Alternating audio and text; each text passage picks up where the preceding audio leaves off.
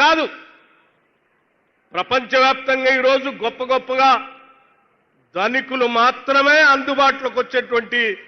Avocado లాంటి plantation కూడా అడవి బిడ్డలకు అందించి వాళ్లతో ఆ ప్లాంటేషన్ చేపించి అత్యధిక ఆదాయం వాళ్ళకు వచ్చేటట్టుగా చేయాలనేటువంటి ఆలోచన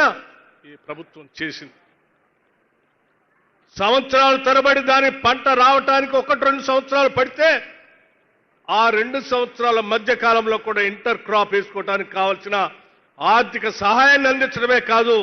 దానికి కావాల్సినటువంటి ప్లాంటేషన్ సీడ్ కూడా ప్రభుత్వ పరంగా సంపూర్ణమైనటువంటి సబ్సిడీతో అందించేటువంటి కార్యక్రమాన్ని ఈనాటి ప్రజాప్రభుత్వం చేపట్టింది. అందుకే ఈరోజు ఒక దశాబ్ద కాలం ప్రతిపక్షంలో ఉన్నటువంటి కాంగ్రెస్ సభ్యులుగా ఆనాడు ప్రజా వ్యతిరేక ప్రభుత్వం నడుస్తూ ఉంటే ప్రజల కోసం తెచ్చుకున్న తెలంగాణ రాష్ట్రం అన్యాయం అయిపోతున్నటువంటి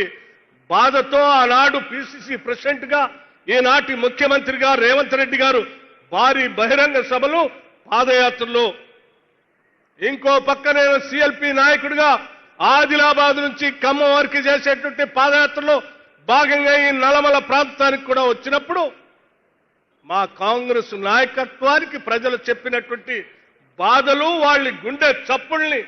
గుర్తు పెట్టుకొని ఆ గుండె చప్పుళ్ళకి సమాధానం చెప్పడం కోసం